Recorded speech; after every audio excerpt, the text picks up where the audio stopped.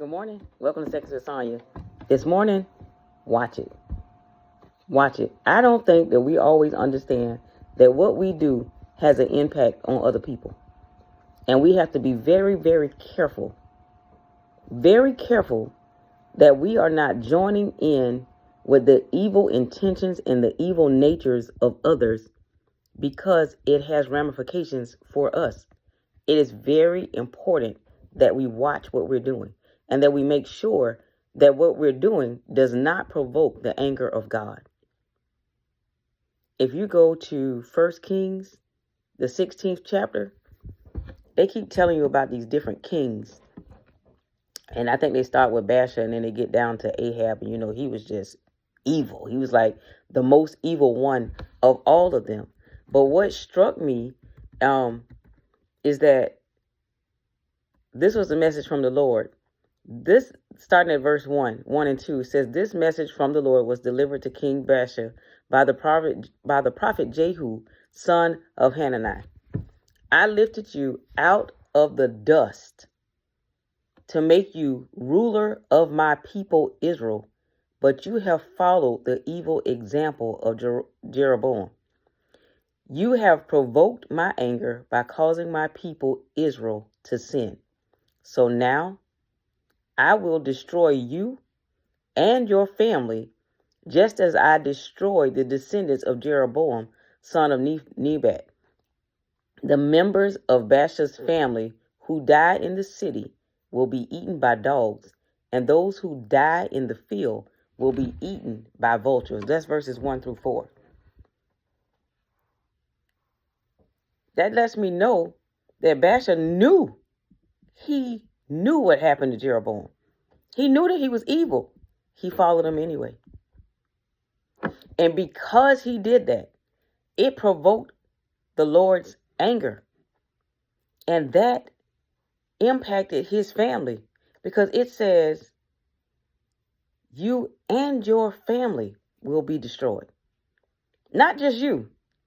You and your family. Y'all do know that we do things and our family don't know about it, right? I know I've done things my family don't know nothing, that they don't know nothing about. As a matter of fact, I'd rather lay down and die before they find out. But our actions matter. Who we are following matters. He ain't the only one that was raised out of the dust. That's where we came from. This ain't nothing but clay. I raised you up out of the dust to make you a ruler over my people. He raised all of us up out of the dust. I don't know what he called and created you to do or to be, but I do know that if you provoke his anger, it has the potential to impact you and your family. And that's not fair to them. We got to be who we say we are. We got to be doing what we're supposed to be doing. And we got to stay in his will. Verse 13 says, "This happened because of the sins Baasha and his son Elah had committed, and because of the sins they led Israel to commit. They provoked the anger of the Lord, the God of Israel, with their worthless idols." I know we always think about people worshiping idols, and we think about these little different little things that they have. You think it's a little image, but we got idols too. And we got to be very careful. Be very, very careful. Because anything you put before him becomes idol worship. It might be your children, it might be your job, it might be your money. I don't know what your idol is. I encourage you not to have one. Because we're not even in a season. There's no time when you need to provoke his anger. But we definitely don't need to be provoking his anger right now. We need to be seeking his face like never before and being in his will like never before, because, y'all, these are hard times. The evil days are upon us. And I know that there's a lot of people. I can see all kind of things. Like I see people following an evil one right now. They are provoking the anger of God. They better be careful. We got to be careful. We got to get on that wall. We got to be in position. We need to be praying. We need to be fasting. We need to be seeking his face like never before and being so very careful to stay in his will, because no man knows the day nor the hour. We have to be careful. We have to be careful because people are connected to us. People are connected to us, and what we do matters. It matters. It matters. It's important. There are generational curses, but there are also generational blessings. And we need to be ready to live in a manner that the blessings flow, that the floodgates open and we just bless. I understand that we blessed. We got up this morning. First of all, we breathing. That's a blessing. We can worry, but y'all, oh my God, we have been blessed, abundantly blessed. We got life, health, and strength. And I know we don't feel good all the time, but somebody not here to feel.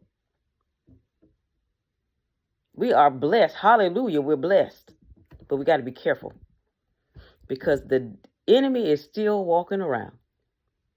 He is like a roaring lion seeking whom he may devour.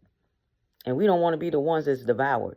And we don't want our actions to cause those coming behind us, those connected to us, to be devoured. We have to be careful. Let us live in a manner that pleases God. We don't want to be like these people. We don't want to provoke his anger. Be careful. We got one life. These young kids be saying you only live once. You're right. You only die once too. And after death, the judgment.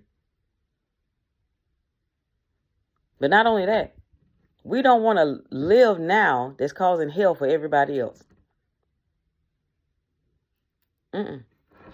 We want to be counted among the righteous. So we have to be careful. Pay attention to what you're letting go into your gates, your ear gates, your eyes gates. Pay attention to what you're coming out of this. Be a fountain, not a drain. Be careful. Your words matter. Your actions matter. It matters. Take care of this temple. Pay attention to what you're putting into it.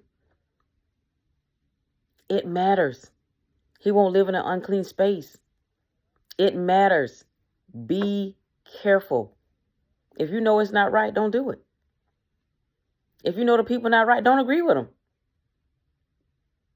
Get in the spirit realm. Let the Lord show you what's going on, because there are things that are happening that we don't see with these natural eyes. We got to get in the spirit realm to see them. Let him minister to you. Be careful. Be careful. Be careful. We got one soul. One soul. Death is the only way to get out of life unless you're caught up in the rapture. And we want to be raptured away with him. When we die, we want to hear him say, well done. We don't want to hear a depart. So let's be careful. It's important. Everything that we do is important. Guard your heart, because everything that we do, it flows from it. If there be any wickedness in us, let's ask him to take it out. Be careful. Be careful. I love you with the love of Christ. Be careful.